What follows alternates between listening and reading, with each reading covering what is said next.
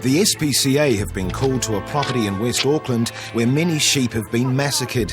Under cover of darkness, it appears two marauding dogs have savaged their way through this unsuspecting flock. Right. They've obviously spent maybe the night chasing all the sheep around. Obviously they've destroyed quite a few. Vet's just going through and checking. And one over there's lost both its ears. It's absolutely horrendous. The culprits have left many badly injured sheep in need of urgent medical attention. A lot cannot be saved. In the aftermath of the slaughter, the local vet and other volunteers have arrived to help. We work quite closely with Waitaka Animal Welfare. I do, because it's west as part of my area. So we always call each other for a hand. And something like this, we just need to call everybody in to help round up the sheep. We just have to pull together. It's evident the dogs were well fed and only in it for the chase and catch. If they'd been hungry, they'd have devoured their targets. Instead, they maimed and injured their prey.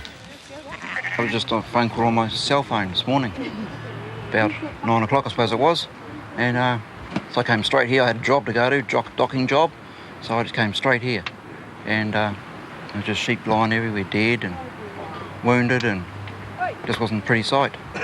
Most of the sheep will never recover from their injuries. Graham is left with the mess, the cost, and his anger at the irresponsible dog owners who have unwittingly allowed this to happen. It's not the dog's fault, it's the owner's fault for letting the dogs off, at night. And it's going to cost me heaps. As a result of the attack, some lambs were separated from their mothers and now lack crucial nutrition. But he's weak, but he probably hasn't fed in the last 12 hours, so maybe with the feed, some antibiotics and some warmth and disinfectant, we could give him a go. So.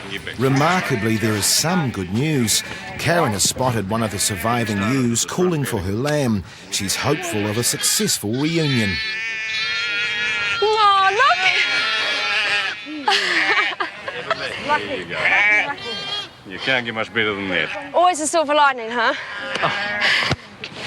Animal Welfare Officer Tom Didovich has been called in to assess the situation and help find the dogs responsible. There's the possibility the dogs will come back because they've already been here once, they've had good sport. If they're still wandering loose and the owners haven't woken up to that fact, then they could come back. So we would look at siting a couple of dog traps with bait in on the side here. We might have somebody patrolling the area. The stock owner would maybe be sitting out, group the stock together in a place of safety and keep an eye on them tonight. And during the day, we're just going to be following through with inquiries to try and match up the dogs responsible. Back at the village, the SPCA is taking custody of a new temporary resident. A ferret was found roaming unsupervised in the suburbs and has been picked up by Education Officer Ali Ryan. Abandoned, possibly ferret. Nice. St John's area. Very friendly though. Great. She was phoned in by a member of the public last night as a stray that had turned up on their property, which they'd actually found underneath their house, and they've asked the neighbours, and no one knows where it would have come from. And she's lovely. She's very friendly, so there's a huge possibility that she is owned. She may be an animal lover, but colleague Vicky Border is definitely not keen on ferrets. Yuck. They're an unfortunate animal that haven't quite fitted into society as neatly as some of the other domesticated animals, being that they are so destructive on the wildlife. First time that I've ever touched one of these. Ferrets were once fashionable as pets, but in recent years they've become the scourge of environmentalists. They are now officially regarded as pests in New Zealand, and owners need a permit to keep them. They were all the rage at one stage, but unfortunately as things come and go, we were finding them being abandoned in car parks, hutch and all, which is a huge issue, just the same as people would abandon rabbits and so on. Ferrets were in that same class. So it may not be such a good thing being caught. Now I've got to figure out what to do with it. I'm not a rodent person. The prospects for this pest don't look good, and it's soon to become a matter of life or death. Last week, a Shar-Pei cross puppy was brought in from a South Auckland street. A poorly executed home docking had almost proved fatal. After surgery, the dog fully recovered and is now up for adoption. We've had only a few people look at her since she's been here, and because of her breed, we've been pretty careful as to who adopts her. Just because the Shar-Pei, their temperament, they can tend to be a little bit dominant, and they can, if allowed to be a little bit aggressive with other dogs. And so we want her to go to a home where people understand that. The only people that we've had look at her sort of look at her and think she's cute, and that's as much of their knowledge of dogs, and we really need someone that that knows a little bit about dogs and is experienced. Rachel's hoping that person can be found in the Hamilton region. Right now, the Waikato SPCA are very short of puppies for adoption, so this dog and a few others are making a trip south today. Inspector Sue Bourdais is taking the precious cargo to meet up with Waikato Inspector Jenny Greener. Hiya! Hello. Hi. There you go, there's the paperwork. Excellent, thank you very much. The owner tried to dock her tail, kind of a little bit further down, and did a really, really bad job of it. And we removed her from the property and did the job properly. She's got a little brother as well, hasn't she? She's got a little brother that's still at work, and she's just gorgeous. Take you for a nice ride back to Hamilton, eh, sweetheart? Good girl. With the puppies safely transferred, Sue's Waikato colleague has asked her to help with a poultry problem nearby. There's a chicken that you spotted this morning, didn't you? Somebody came by while I was waiting for you and said that a chicken had been dumped in the area and it's been running in between the trees over there, so we're going to go and try and catch it and rescue it. Never one to turn down a challenge, Sue is totally up for a wild chicken chase. Okay. Where is it? She's lying down, might be able to get her straight away. She's just in there. Almost cornered, but not quite.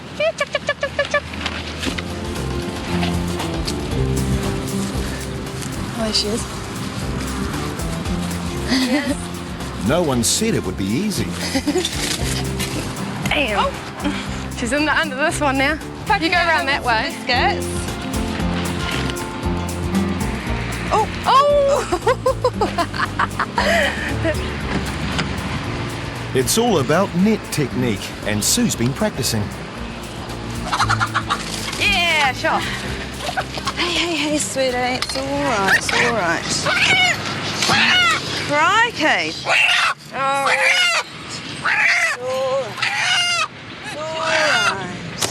Oh, good lordy. Crikey, that's a feisty chicken. Oh, very.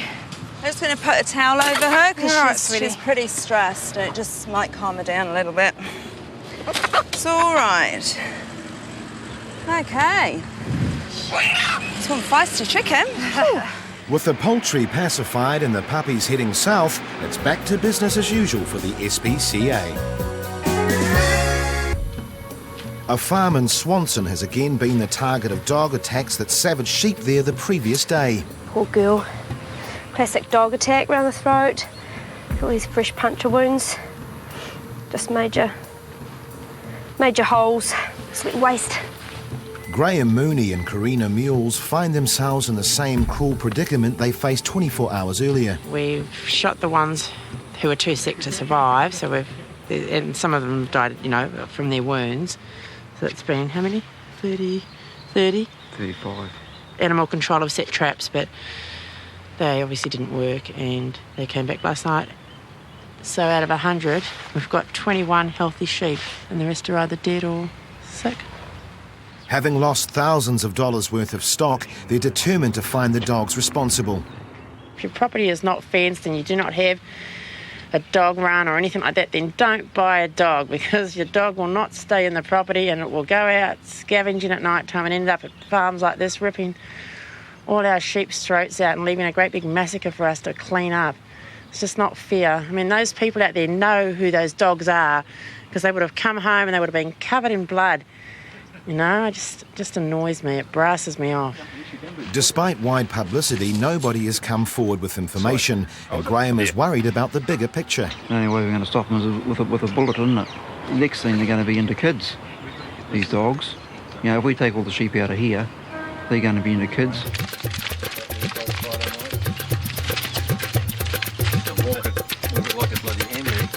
It's time to round up the remaining sheep. Because the traps failed last night, animal welfare officers plan around-the-clock surveillance. We've moved the sheep into here as live bait, basically, and the guys are going to pull their cars up fairly close to the sheep, and hopefully the dog's going to come back and they'll get a good shot at them. I feel a bit sorry for them left in here as live bait, but everyone's watching them, so they should be okay. Fingers crossed tonight's the night. The boys here, they'll hopefully get them. So we get the devils, yeah. Yeah, no. While the dog puppy has found its way to the Waikato, Inspector Karen Lowndes' next job is to pay a visit to the puppy's previous owner. The owner has admitted to me, obviously, that he did it. He's done it all his life. He was brought up on a farm. I've had an in-depth conversation with him now, explained to him the reasons why he's not to do it, and shown him the puppies that with the tails infected. So hopefully that's got through to him and he won't be doing it again. The owner is 65 and seriously ill, so we've decided not to prosecute. We would usually definitely prosecute, but we decided against it. So I'm here today just to give him a written warning which will explain to him if he does do it again, we will have no choice but to prosecute him. Hi. Is Mr. here? Are you Mr. You are. Karen from the SPCA. I spoke to you on the phone about your puppies. Right. Okay. I believe you've moved up north. Well, I'm moving up there. You're moving up north. Okay. How's that Shar-Pei of yours? It's good. It's good? And so you're not going to do this tail docking again, are you? Well, I will if it's my dogs up north, then. Got nothing to do with you people, what I do with my dogs. Okay, well then if you're going to go down this line, we're going to have to start again, I'm afraid. And because you've just admitted that, it changes the whole circumstances of where I've come today to give you a written warning. And to be honest, I find it extremely upsetting. We had a good conversation on the phone. I told you if you didn't relinquish the rights to your puppies and listen to what I had to say about you docking them, I would have no choice but to prosecute you. I've come here today to give you a written warning, which tells you, if I catch you doing it again, I will prosecute you. And you tell me today you will. If you catch me, you say. And I will. There's SPCAs up there. So, I've already caught you, so I don't need to catch you again. I can retract this written warning and I'll put it into a prosecution. And you simply will get a summons to go to court and we'll let a judge decide whether you broke the law or not. That one that you put the band around, the tail was so badly infected, we almost had to put the puppy to sleep because of what you did. I don't know that. You saw, I'll show you a vet report. I could have taken it to my own vet. But you didn't, and that's the whole point. I was in hospital, I explained it to you. Karen maintains her focus for animal welfare, even though the man has refused to cooperate in the future. He wasn't the one that did it, he was in hospital. It was done by somebody else. I've got it in my notebook. When I spoke originally, he said I did it. It's all... No, he didn't. Because it's my dog. Yeah, he didn't actually put it on. He didn't actually do it because he was in hospital. Somebody else that put it on. Who was that somebody else? A visitor that was here. I don't know about that. I've got in my notebook that he did it. He said he did it. So, I mean, this is new stuff that's coming out. Are you happy to give over your forwarding address and your phone number? So at least we can discuss this further? The alleged offender is choosing to ignore Karen's advice and naturally doesn't want the SPCA on his case. Well, that was a disaster. Unfortunately, he admitted to me that he'd be quite happy to carry on docking his puppy's tails. So I've brought back the written warning and I'll have to continue with the prosecution. Just highly disappointing. I thought we'd had long conversations and he understood entirely where I was coming from, but obviously not. So, very frustrating. An animal with an uncertain future is this ferret that's recently arrived at the SPCA. Ferrets are now on the dock pest hit list, but this one has staff nurse Rocky Moses limbering up in her corner. She's had pet ferrets before and can see their positive attributes. Beautiful. Hello. Well, it's been a couple of years since we've had a ferret here, so we're sort of wondering what we need to do with her now. Nobody here really likes ferrets because they bite. What I've been taught when I first had my ferrets is that if you hold them up like this and they're pretty relaxed, if they're not struggling, then they're pretty tame ferrets. And she doesn't seem to be struggling. You can do anything with them, twist them, turn them upside down, bend them in half. And if they're really tame, they won't try and bite you or anything. Yeah. Animal manager Rachel Green makes the official call to seal the life or death fate of the ferret. It's Rachel here from the Auckland SPCA. Just wanted to confirm the standing of ferrets. The ban was discussed on them in 2002. Can you tell me if that's actually come into effect? Rocky can't help taking a personal interest. I mean, if the legislation says that they cannot, they can't be rehomed or anything like that, no, yeah, okay. No, that's great. You've answered my question. Thank you. Bye. There we go then. No, they cannot be rehomed. She actually suggested that we put it down now, and I said, well, under our Act, we have to hold it 7 days to try and locate an owner. And she said, well, it's fair enough. If an owner comes forward, I mean, they're allowed to own a ferret, but they have to basically live out their natural lives, and then they're not allowed to get any more. Not happy, but there are people out there that don't actually look after them, so it ruins it for everybody else. In the early hours of the morning, animal welfare officers are staking out the farm where sheep were viciously killed by dogs on the previous 2 nights. What we're doing is we've got sheep in a pen set up at the base of a little bit of a hill, so we've got a safe firing shot. The idea is we're sitting tight in the darkness and quiet, and hoping that the dogs are going to turn up while we're here. On the first stakeout night it rained and the dogs failed to show. Neither did the dogs return any of the nights the following week, and no dog owners came forward to confess their dogs may have been involved. As a result of the attacks, the farmer was left with only 4 sheep from the flock of 120. Being officially defined as a pest, this stray ferret's on death row unless an owner is quickly found. Confirmed ferret lover Rocky Moses miraculously finds the owner, but identification becomes an issue. The only reason we ask you to bring a photo in is so if she's somebody else's ferret, then you're not taking somebody else's ferret home, and then that person rings up and we've given it to you.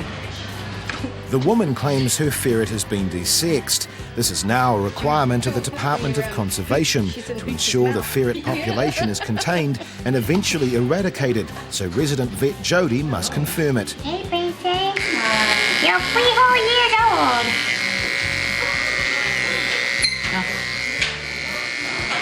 She said they should all be in season now. Ow! Nobby! Don't do that to me! Yeah, I think she's been desexed. I think I can see it right here. Yeah. Yeah. Cool, thank you very much. She has officially been desexed at some point in her life. Either that or she's had abdominal surgery and, well, we're pooled. Surgery scar identified, it appears this little ferret has slipped through the Department of Conservation's net and will live out its natural life with its owner. At the Hamilton SPCA, our heroic survivor of that tail docking ordeal may have already found a new owner. What's her name? Her name's Pooh Bear. It's a very average name, I think, for a puppy. You've done it, haven't you, darling? Hello. You are gorgeous, aren't you? What do you think about her, Peg? I think she's gorgeous. I knew I would. I knew I would. She seems to be very confident, though. She does, doesn't she? Trusting. Yeah, I think she's had an awful lot of handling since she's been here. That's probably why. Yes. I want a dog that I can give a cuddle to. Yep. Yeah. She fits the bill. She does, doesn't she? She's had a really rugged time. I mean, I think, her sort of, in her little life, she's gone through a hell of a lot. And she got badly infected, as I told you, with her tail. I think this one's nature is obviously so warm and friendly. I'm a bit smitten, in fact, a lot smitten. There, did you hear that, gorgeous girl? Might just change your name, because I'm going to be so embarrassed shouting Pooh. I am. Peg's recovering from the recent loss of her German Shepherd pointer, Connie. My dog died 3 weeks ago. Old age. We think she got cancer. We had 3 weeks of not eating much and just slowing up. And she lost a lot of weight. But I didn't want to make the decision too quickly in case it was something passing. But we came to the conclusion, the vet and I, that it was cancer.